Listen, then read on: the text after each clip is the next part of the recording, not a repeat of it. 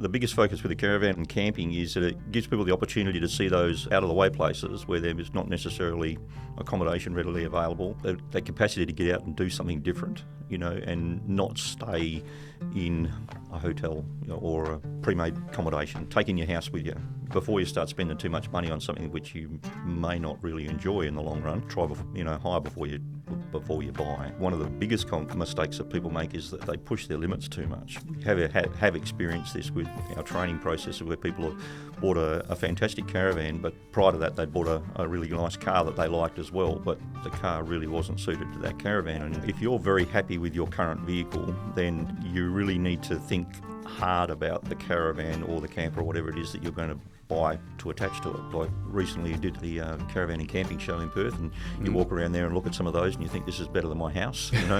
They're fantastic. The off-grid caravans tend to be very popular. A lot of people like them. Where are you going to go? What are you going to do? What's your option? What do you want from it? How many kids you've got? How much space do you need? Do I need to take a washing machine? Do I need a fridge? Our state is very sparse. Like if you're travelling, especially up the centre of the state, lots of things to look at, lots of things to see, but not necessarily the ability to support accommodation or somewhere to stay. So if you've got your house on your back, you can take it with you, stop and look around. Nighttime, sitting around a campfire in the middle of nowhere, looking up and seeing nothing but stars and hearing nothing but the wind, that's the appealing thing to me. And we've talked about try before you buy and a few other things to consider. What's one thing you think people wish they'd known before they'd started their caravan journey? There's something very appealing about hitting the open road, but getting out there in a caravan or camper van can be more complex than you might expect. There's a lot of decisions to be made about the right setup and really the right lifestyle for your kind of travel. Today, we're going to break down some of the decisions that you might need to make before you get out there in your camper van or caravan. And I'm joined by Mike Sandilands, who's described as the man to talk to about a van.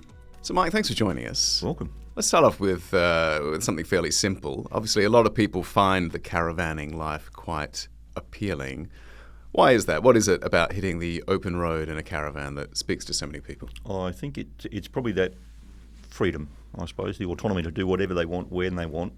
But I also think it's the biggest focus with the caravan, I suppose, and camping is that it gives people the opportunity to see those out-of-the-way places where there is not necessarily accommodation readily available or facilities readily available. So it gives them that little bit of flexibility to go where they want and see the more obscure things, which really is what makes travel enjoyable. Sure. I mean, part of it obviously is you are bringing your facilities with you. There's a certain level of comfort that you're not going to enjoy otherwise. That's right. And that varies depending on where you go from, with what your setup is. I mean, obviously, the journey is part of the appeal when you're in a caravan, but is it a bit of a journey to get into the caravan as well? Do people start off camping and then starting to want perhaps a bit more comfort, a bit more access to facilities? Look, I think so. Yeah. I've seen it a few times, and look, I've even experienced it myself. Like my wife and I very first started off with in a tent or in a swag originally, and then it graduated to a bigger tent, and then it graduated to a camper, and the next step, of course, up from there is going to be a bigger and better caravan. So, yeah, I think it is a progressive thing, and I think it also comes with those creature comforts and having the creature comforts and enjoying the use of them. How long was that journey for you from camping to caravan? Oh, look, camping from a camping perspective with swag started when I was probably 17 when I got my driver's license. Okay, but the caravan part of it started back in about 2000. Tenting came after that, but 2010, I suppose. We've been doing that for about 10 or 11 years in the camper, and so now it's time to upgrade. And that'll happen maybe later this year, I think. In that 10 or 11 years you've been out in the camper van, I mean, are you seeing more camper vans on the road? Yeah, absolutely. Becoming more popular? Yeah, of course. When COVID came along, of course, it exploded at that particular time.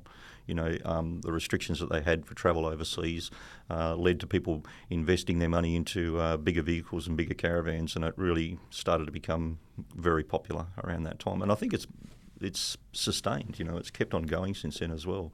You've got to make sure that you're booking caravan places well in advance, especially during peak times. Is that right? So in some ways it's getting more difficult with the popularity boom. Well, that's right, yeah. Which sort of leads into, off-grid camping. where people start to look at different options to get away from the crowds and go different places. But you must see a lot of people at the start of the journey when they're first thinking about a caravan or a camper van. I mean, are they all like you? What do you feel has sparked their interest in getting into a caravan? Well, I think it's, as I said, it's that capacity to get out and do something different, and not stay in a hotel or pre-made accommodation, taking your house with you, and having that independence to move around and shift and change, and also, as I said, the access to different things that you can get to and get close to, like you can camp on the banks of a river, 10 feet away from it if you wanted to, whereas with a established accommodation that might not be quite available. Now, I feel we should talk a bit about you and introduce you properly. I mean, you are described as the man to see about a van. How did you end up with that title? Yeah, I'm not sure. I've got knowledge and experience in the area. So I work for a training and consulting company with motor vehicle safety. So it's sort of, and plus I have a keen interest in it as well. So it's something which I've been doing for a while. So I guess, add the two together and you can put a bit of credibility, I suppose, behind what you say because you've been there and actually had a go at it. But you must be passionate about caravans as well. Yeah, look, I do. I suppose it's more passionate about the training and the safety side of things and helping to keep other people out of harm's way. And you've done videos for the RAC, of course. I have, yes. I don't know how many we've done off the top of my head. It's about 12, I think, we've done for them. Excellent, which I'm sure are all available on our Horizons channel. Correct.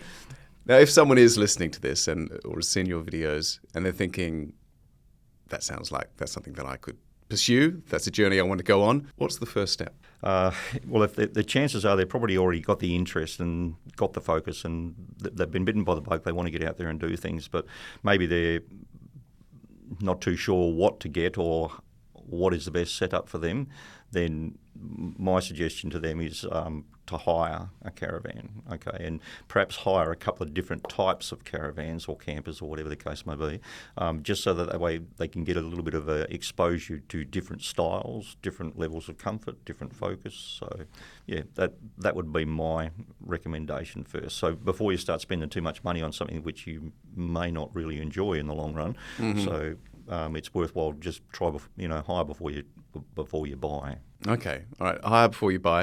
I mean, what do you think people will learn from trying a few different setups? Well, I think the primary thing will be is the comfort. Is this the lifestyle for them? Being in a caravan, and what sort of facilities are available in the caravan, the setup of it.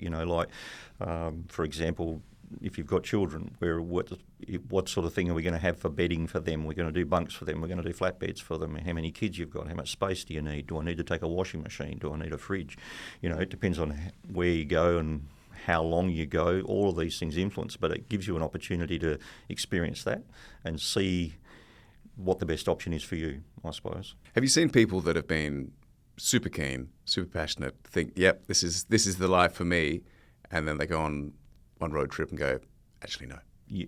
Does that happen? I haven't personally experienced it, but I've been told stories about it, yes. Right. And I think it's quite evident, especially in the second-hand vehicle and caravan market, where you've got a really good setup which has been put on the market because they don't want to use it anymore because they tried it and it really wasn't quite for them. Right. So the hire thing, I think, is a good opportunity to work out that, is it going to be for me?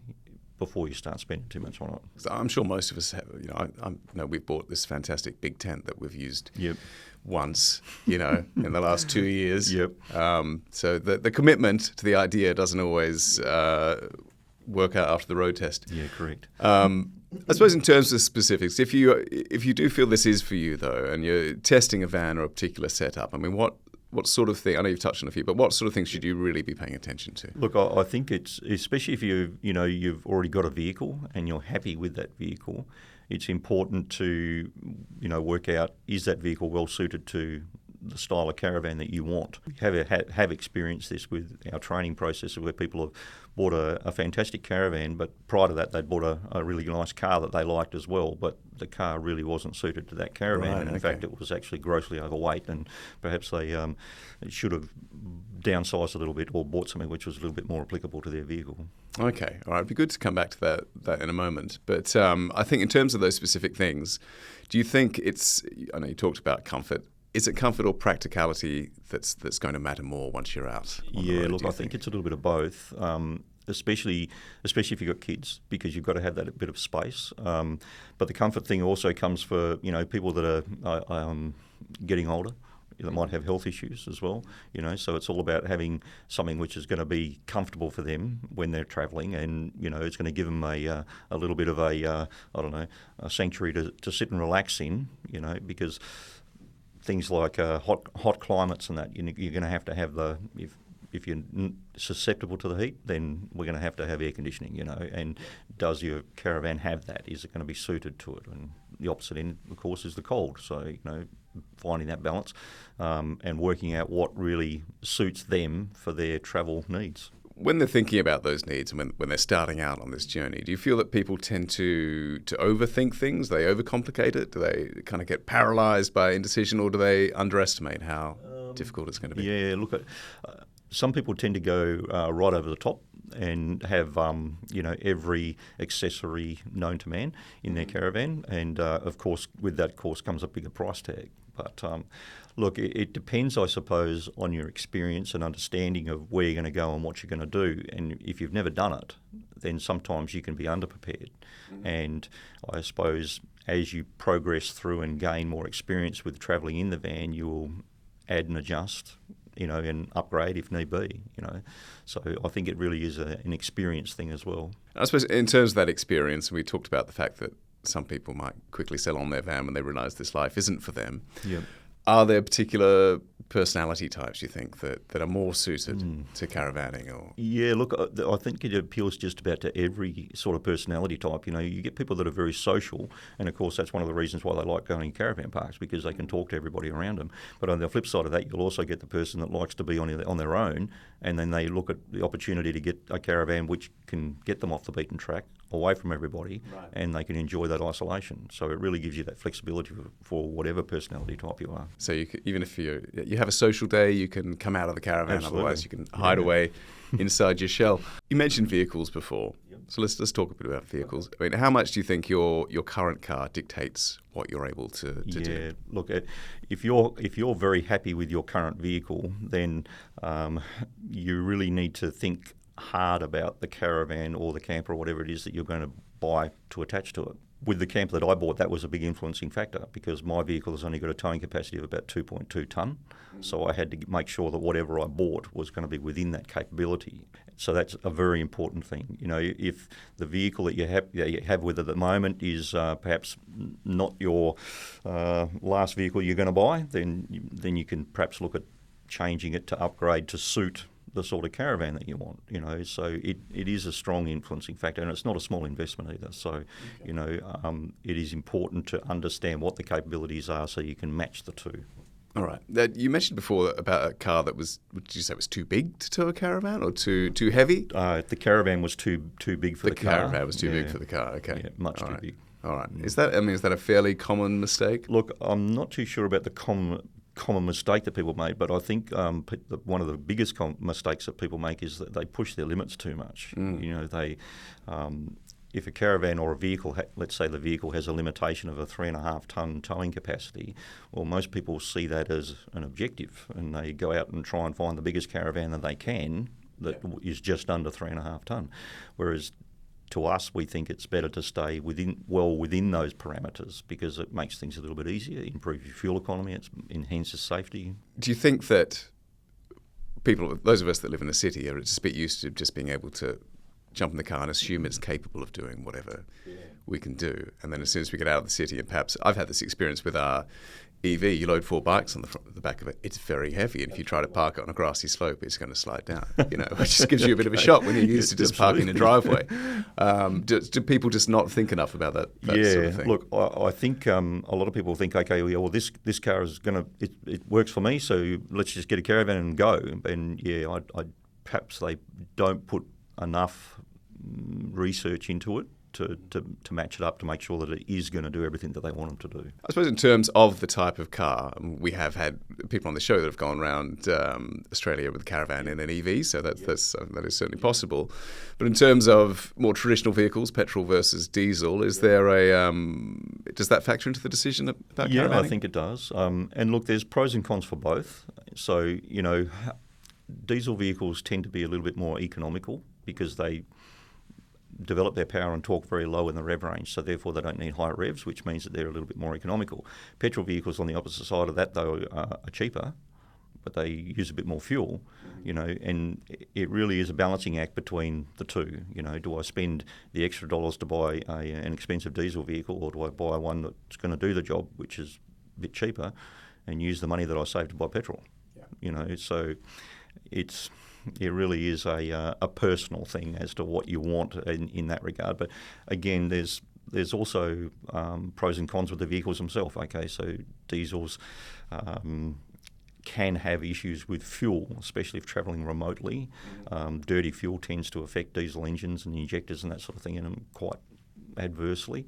So you're going to have to take extra steps to manage that. So, as I said, there's lots of things to think about when it comes to which vehicle is going to work best for them.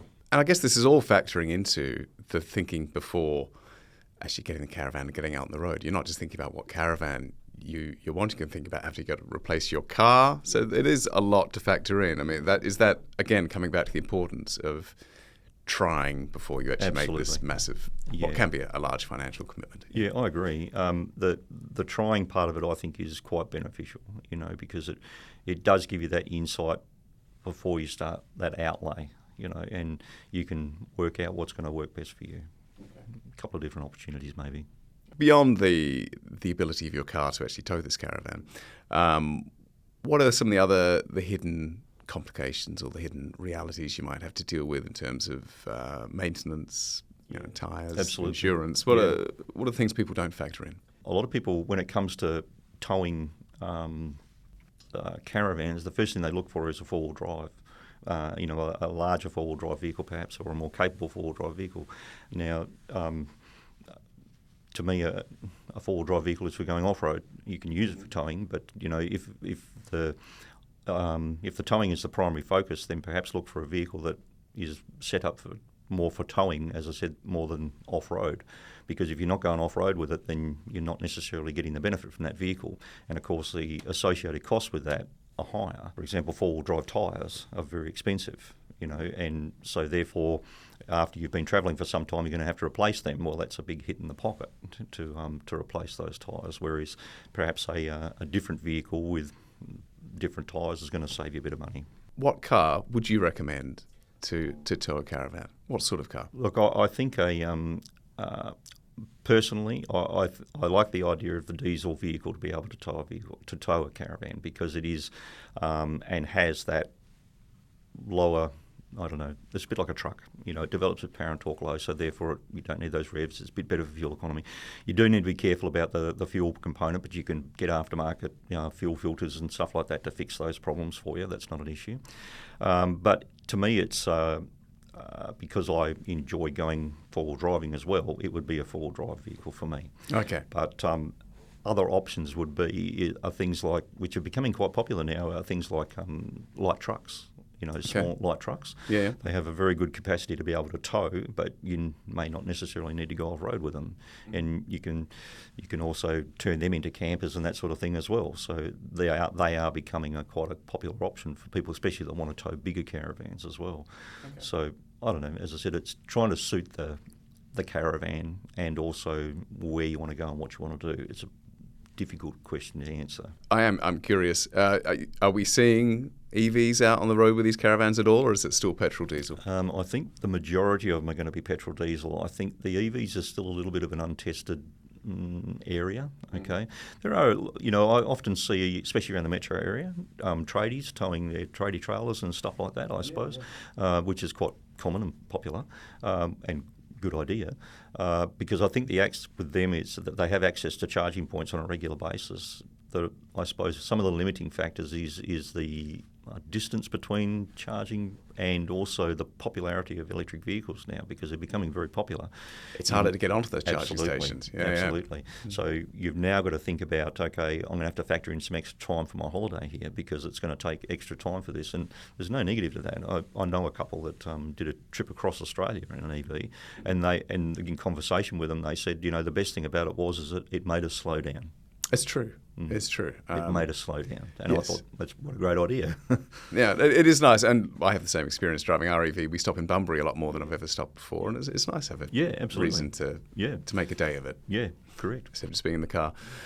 Now, you did say that obviously sometimes people buy a caravan and realise that their car isn't the right fit. I mean, at what point do you see people realise that? I suppose it can come, especially from the capability or the capacity of the vehicle to tow whatever they want it to tow. If the vehicle's struggling, of course, it's very evident in the fuel consumption and the performance of it when it's going up hills and stuff like that. So once that becomes a little bit more apparent to them, they may be considering a different option with their vehicle. I think that's probably the biggest telltale factor is that capacity. Can it do it safely and effectively? Do they usually realise that as they're getting the caravan out of the drive or once they're out on the road? I think once they've been out on the road for a while and driving in different sorts of, countryside. If it's on a nice flat road, that's good, but towing in and around hills can take its toll on the vehicle and it starts to, struggle a little bit. Well, they might be thinking, okay, well, maybe this vehicle is not quite what we want to tow this particular caravan, especially if it's a bigger van. I'd like to move on to think about how the lifestyle of the caravaner might affect their choice of setup. So I've said before on this program that I'm more of a glamper than a camper. So what sort of setup, I've got 2 kids, what sort of setup would I be looking at ideally, do you think? Yeah, well, look, there's lots of options available for you. Honestly, there's some very, very nice caravans out on the market. I recently did the Caravan and Camping show in Perth, and you walk around there and look at some of those and you think this is better than my house, They're fantastic. Yeah. So, look, there's lots of opportunity with that. The luxury in them is exceptional. And of course that comes with a price tag. So the flashier they are, the more expensive they're going to be. But if that's what suits your lifestyle, then of course that's what you can opt for, and it is available to you. And again, touching on the thing that I mentioned before about it's got to suit your health. Okay, look, if you've got a sore back, or you don't want me laying on a bed which is going to cause you problems in the middle of the night. So we've got to look at all those sort of things as well. Is it comfortable for you? Thinking about that, thinking about health, thinking about whether you've got kids, etc. I mean, what sort of questions should people ask themselves, you think, before choosing a particular van or setup? What's going to be the best fit for you? Okay, what are your needs, and is this caravan going to tick the boxes for you? So that'll include things like space, okay, accessibility. So in other words, is it going to be easy enough for you to get in and out of the thing, or for everyone else to get in and out of it as well?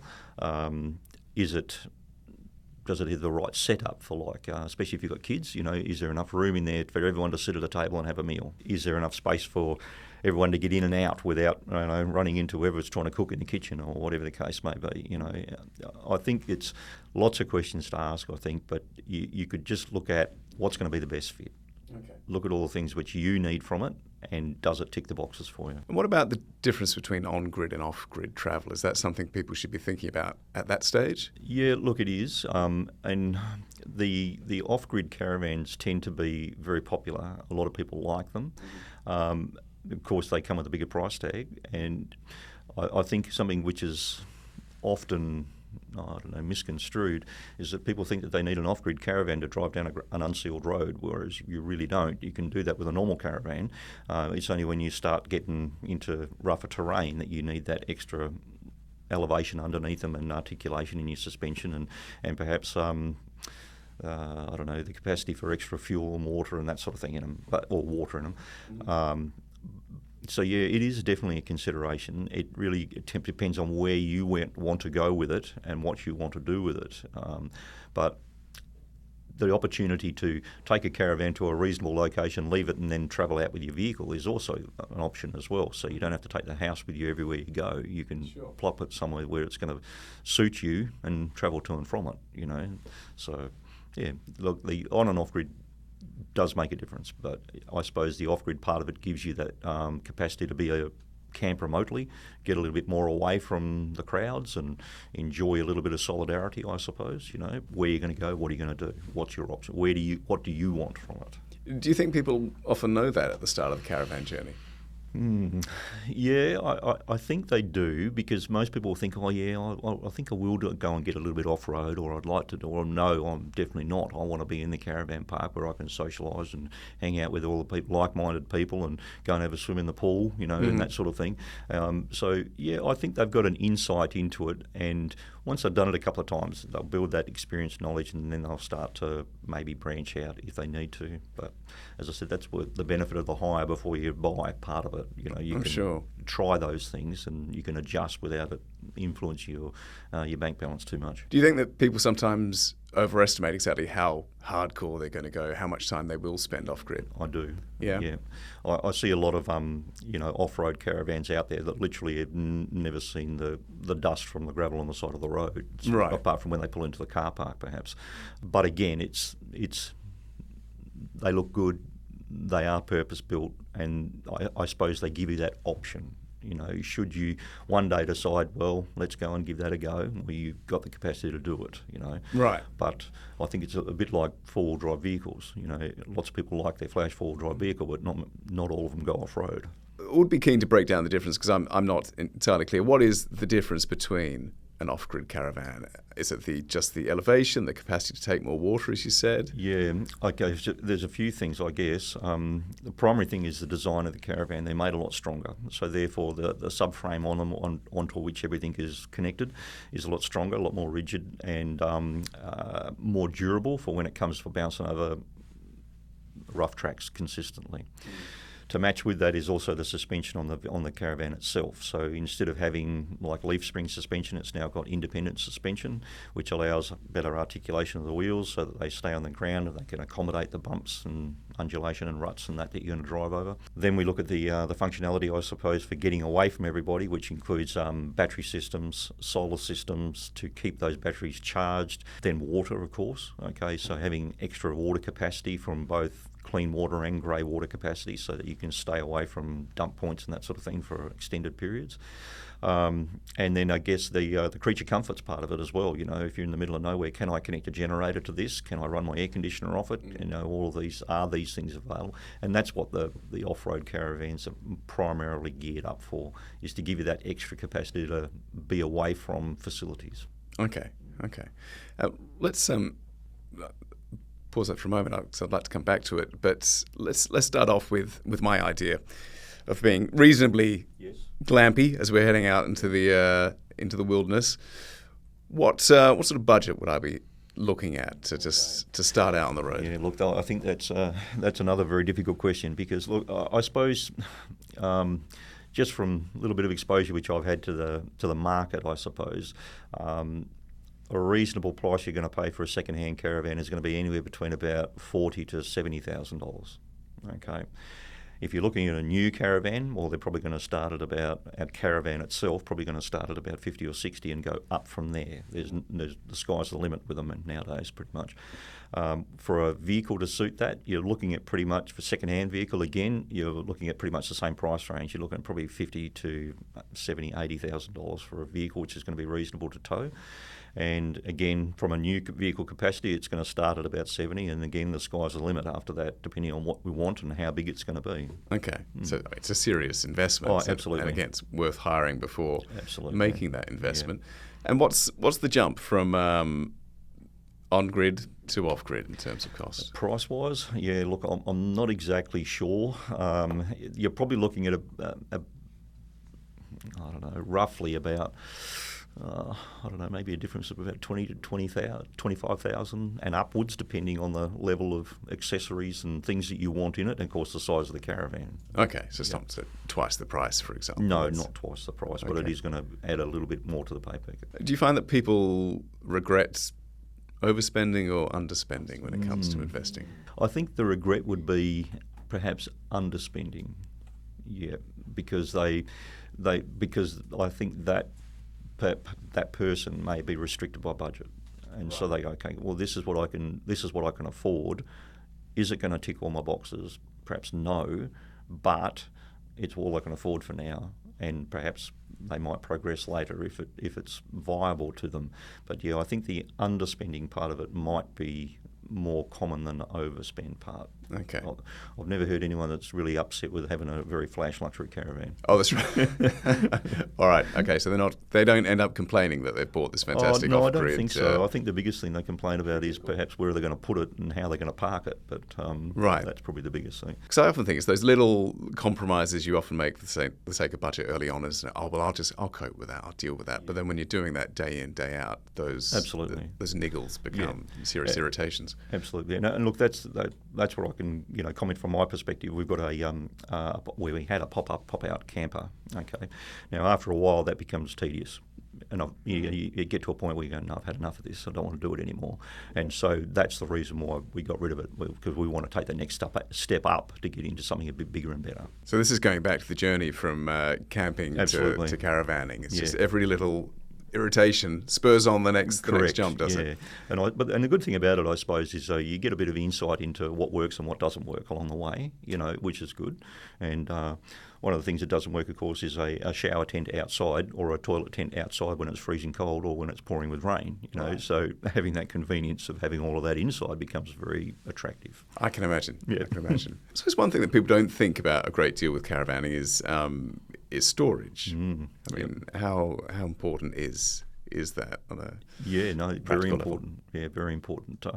Especially a lot of suburbs have restrictions on where you can park caravans. They won't let you park them in a street or out the front of your house. So therefore, you've got to start thinking about, well, where can I put it? The fortunate thing for me is because mine was a pop-up, pop-out, actually used to fit in my carport, which was fine. But if it was my next caravan, it's not going to fit in my carport. So I've now got to think about where am I going to put the thing and how am I going to store it. There are options for storage. There are places that will store your caravan. Again, it depends on whether it's outside or undercover, because that'll vary in price as to how much it's going to cost you for that.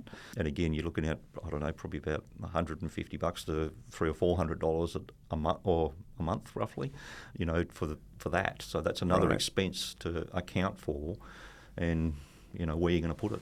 It can be a limitation. Okay, so check the council regulations before you get started. Yeah, absolutely. The thing pretty much, especially with a lot of new suburbs now, it's got to be inside your property line. You can't even leave it up on the footpath or anything like that, or the verge, because I don't like that. In some suburbs, not all, but so have a look at your council bylaws, or even just give them a call and ask them, can I park my caravan on my front verge? So is that something that is changing? The councils are becoming more hostile to camper vans being left on the street? I think, well, I know in the suburb which I live in, it actually is it's a rule. You can't leave a vehicle over 7.5 metres out in your verge for more than, I think it's an hour. Before it has to be moved. Wow, so okay. If it's inside your property line, it's fine. But if it's outside the property line, then you could be liable for prosecution. Okay. Are there some clever or cost-effective storage tricks here? Find a friend that's got a property. Find a friend with a big house. Yeah, find big property. Find a friend that's got a little semi-rural property or something like that, when they don't mind you tucking it up alongside their shed in the backyard. Okay. As I said, there are options available, for storage, designated areas for them. So, But I think the only creative one would be, find a friend. Right. Is it a bit like having a boat, or is it going to become like having a boat that they'll just be sort of, exactly. caravan racks you go and collect your van from? I've seen one time I was actually driving around in the suburbs. It was in the northern suburbs. Very small streets, not much room, and not much frontage either on the house. And one house that I drove past, literally their front yard was their caravan.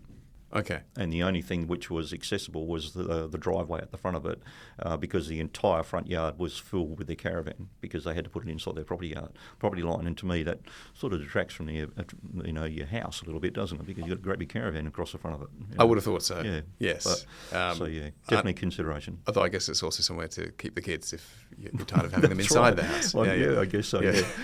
Extra storage for the children. Yeah. Visitors. Yeah.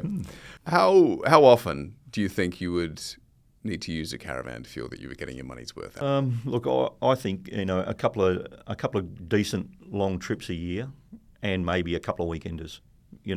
Just so you get out there and you're getting used to it and using it, because when we make this investment, sometimes the thing just sits in the garage and you don't take it out, and you think, eventually, we'll do it one day, do it one day. But if you actually plan the trips and say, okay, during this particular holiday we're going away for 2 weeks, whatever, okay, and on this particular long weekend or whatever we're going to go away for 2 days or whatever, so make it worth the investment. Get out and use it at least 4 or 5 times a year, I think, is a good thing. Okay. How often do you tend to get out? When I had it, yep. Okay, Yep. So we used to go out on weekend trips regularly because it was quite easy to tow and it was small, and we had friends that had a property, so we'd go out and stay on their property and enjoy the the greenery in the country. So I could tick that box for the amount of times that we said it, probably about 5 times a year. Okay. And did it change the way you thought about your holidays? I mean, we discussed this a bit before, that if you decide you want to go more off-grid, then you end up exploring different areas. Did it make you look for places you hadn't been before, or just... Yeah, absolutely. Yeah. And there's so many maps and books and that sort of thing out there with different spots that you can go and have a look at. You can just have a look at it and pick one and go, yeah, well, let's go and give this a go this weekend, And lots of them are reasonably cheap, especially if you're staying in like camping areas next to a river or something like that. You might have I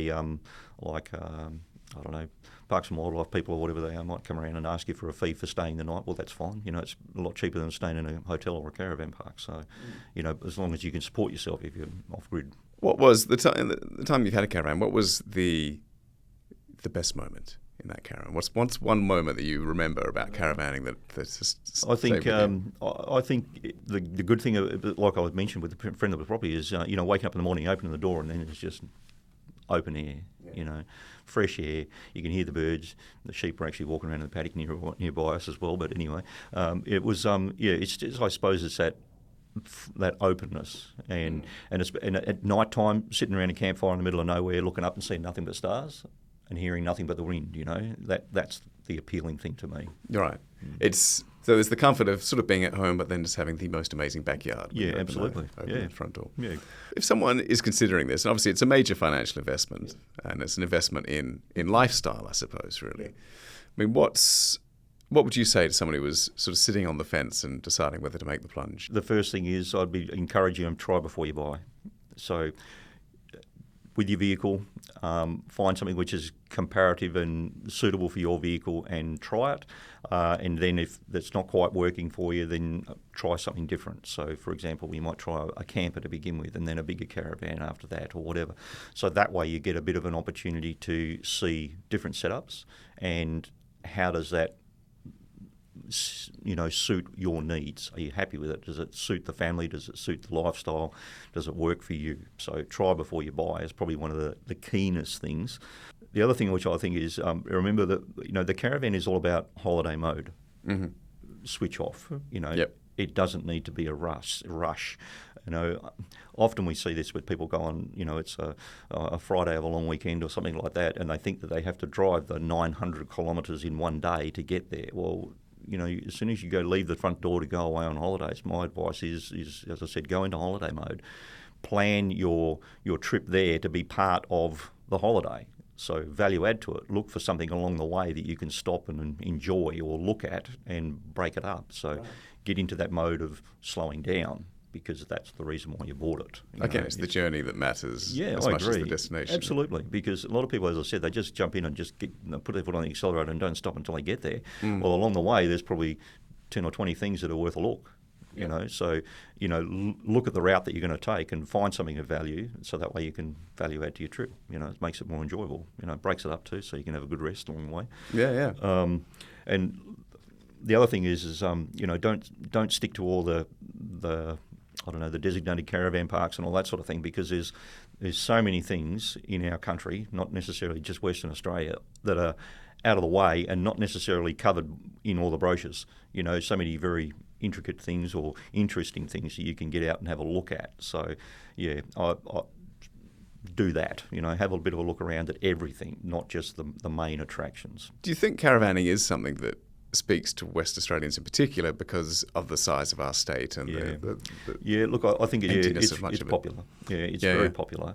And look, I've been to some remote areas travelling myself, not with my caravan, and then all of a sudden I'll find a caravan out there and I go, wow, that's good effort. You know, well done. You made it this far. Yeah, absolutely. I think it is. I think it is quite appealing because our state is very sparse, and like if you're travelling, especially up the centre of the state, lots of things to look at, lots of things to see, but not necessarily the ability to support accommodation or somewhere to stay.